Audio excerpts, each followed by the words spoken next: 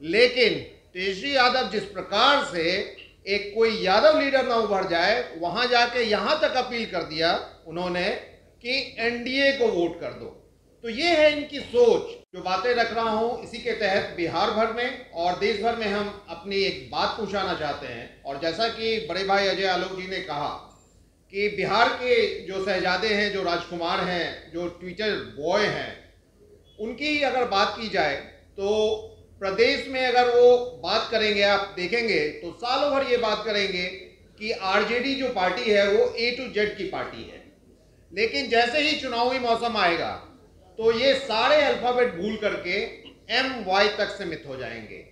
और वो भी वाई भी जो सीमित होते हैं वो अपने परिवार तक ही सीमित हो जाते हैं। और हर चुनाव में आप देखेंगे कि इनके परिवार के एक सदस्य और बढ़ जाते हैं पार्लियामेंट्री इलेक्शन के लिए, या फिर वो असेंबली में या फिर पार्लियामेंट में। एक ऐसा परिवार जो शायद इस देश के किसी प्रदेश में नहीं मिलेगा, जिस परिवार से अभी तक 8-8 लोग पार्लियामेंट्री जिंदगी में आ चुके हैं, चाहे वो लालू यादव हो, राबड़ी यादव हो, सुभाष यादव हो, साधु यादव हो, तेजस्वी यादव हो, तेज प्रताप यादव हो, रोहिणी यादव हो, मिशा यादव हो, 8-8 लोग एक ही परिवार के हैं और ये यादवों के मसीहा बने हुए हैं। लेकिन जब जब यादव को आगे करने की बात आएगी तो आपने हाल फिलहाल में ही देखा किस तरह से केडी यादव जैसे एक कार्यकर्ता को तेज प्रताप जी ने सरेआम मंच से धकेला, पिटाई की। इससे पहले आप लोगों ने देखा कि सनोज यादव जैसे एक कार्यकर्ता को किस तरह से बेरहमी से तेज प्रताप यादव ने पीटा। तो दरअसल इन्हें यादव भी वैसे ही चाहिए जो इनके पीछे रहें, इनके झोला झपटा को उठाएं, इनके लिए बस जिंदाबाद का नारा लगाएं। और इसका एक बड़ा उदाहरण इस पूरे चुनाव में एक जगह दिखा कि कोई भी ऐसा यादव जो लीडरशिप क्वालिटी अगर इनको लगता है कि वो बढ़ सकता है तो उसे वो कैसे रोकते हैं, उसका जीता जाता उदाहरण हमने पूर्णिया में देखा।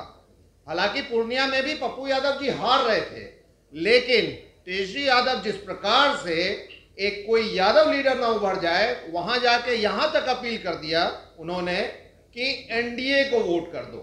तो ये है इनकी सोच कि किसी भी तरह से किसी यादवों को आगे नहीं बढ़ने देना है। और साल भर ए टू जेड और चुनाव के मौसम में एम वाई, ये फर्जी समाजवाद इसी को कहते हैं। ये लोग कहते हैं कि हम समाजवादी हैं। समाजवाद में कहीं भी जाति धर्म का कोई जगह नहीं होता है। लेकिन लालू परिवार की अपनी कथनी है, कहते कुछ हैं, करते कुछ हैं। नौकरी की बात करते हैं, बड़े बड़े रोजगार की बात करते हैं, और जब मौका मिला तो हम सब ने देखा क्या किया इन लोगों ने। आखिर घोटाले के जनक किसे कहा जाता है? तो बस और बस लालू परिवार को।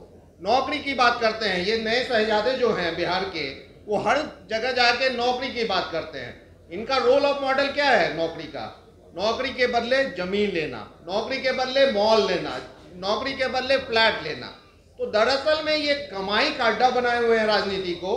और जो सच्चाई है कि बिहार की जनता हो या देश की जनता हो, सबने देखा है इन लोग को, परखा है इन लोग को, और सबने माना है कि कोई एक विकल्प है तो वो एनडीए है। और एनडीए के एक चेहरा जो इस देश को बदल रहे हैं, विकास के पटरी पे ला रहे हैं, विश्व में अपना स्थान बना रहे हैं भारत का, तो वो एक शख्सियत है, वो है आदरणीय प्रधानमंत्री श्री नरेंद्र मोदी जी। मैं आपके तहत बिहार को आग्रह करना चाहूँगा कि बचे हुए जो सीट्स हैं उस पर चुनाव होने जा रहा है। और पिछले बार हम लोगों ने 39 आउट ऑफ 40 का सीट यहाँ पे दिया था, और एक सीट, वैसे तो राजद के राजकुमार को इस बार भी 0 ही मिलना है, और 0 से तो उन्हें माइनस किया नहीं जा सकता। इसलिए हमारा लक्ष्य है 40 में 40 की ओवरऑल ये गठबंधन 40 लाए। और उस हिसाब से हमने चुनाव प्रचार भी किया है, चाहे वो प्रधानमंत्री जी हो या मुख्यमंत्री जी हो, सबने अपनी बात कही है, विकास में बात कही है। और जैसे अजय आलोक जी ने कहा है कि समाज के हर एक व्यक्ति के लिए कोई कार्य होता है, कोई भी योजना बनता है तो वो सभी के लिए बनता है, किसी धर्म को छोड़ के नहीं बनता, किसी जाति को छोड़ के नहीं बनता। और ऐसे में सभी को लेकर चलने वाली अगर पार्टी है तो वो एनडीए से जुड़ी हुई पार्टी है। और ये जो यादवों के मसीहा हैं, ये तो हाल फिलहाल में आपने देखा कि किस तरह से पटना यूनिवर्सिटी के छात्र की हत्या हुई।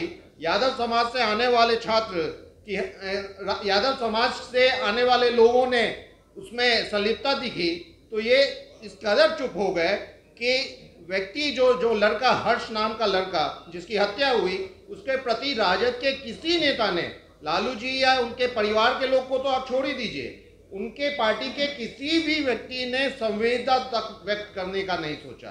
तो यही इनकी सच्चाई है। कथनी और करने में फर्क है। बनेंगे यादवों का मसीहा, लेकिन बस झोला झपटा उनके साथ चाहेंगे कि वो झोला झपटा और जिंदाबाद करें।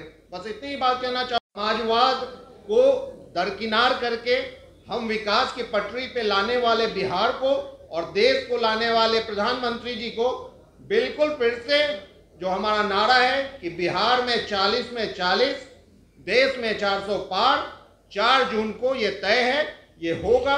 हम सब संकल्पित हैं। बस इतना ही कह के अपनी बात को समाप्त करना चाहता हूं।